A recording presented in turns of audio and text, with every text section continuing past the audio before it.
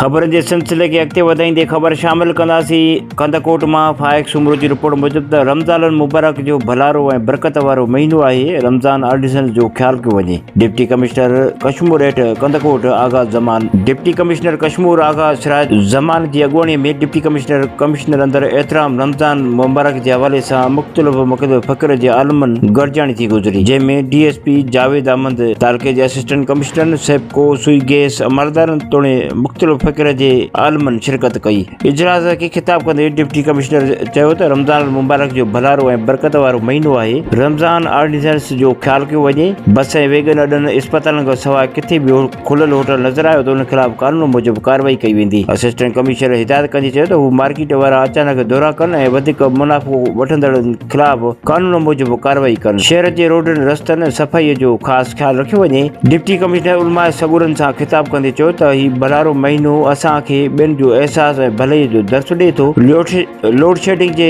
हवाले सां deputy commissioner सेप्को ऐं सुई गैस अमलदारनि खे हिदायत कई त हू रमज़ान मुबारक अंदरि सैर इफ़्तार ऐं तरावीह वक़्तु बिजली जी लोड शेडिंग न कई वञे, जॾहिं त रोज़ाना इस्तेमालु थींदड़ शयुनि जी मुक़ररु थियल अघनि जी लिस्ट मुनासिब जाइ ते लॻाए उन जो मुताबिक़ शयूं विकिणण ऐं रोज़मर्रा शयूं ज़ख़ीरो कंदड़नि ख़िलाफ़ कार्रवाई कई वञे। कमिश्नर असिस्टेंट कमिश्नर ऐं मुख़्तियारकारनि खे हिदायत कई त हू पंहिंजे तालकनि ऐं रेट चेक करण लाइ मार्केट जा अचानक दौरा कनि ऐं वधीक मुनाफ़ो वठंदड़नि ख़िलाफ़ कानून मूजिबि कार्रवाई कई वञनि।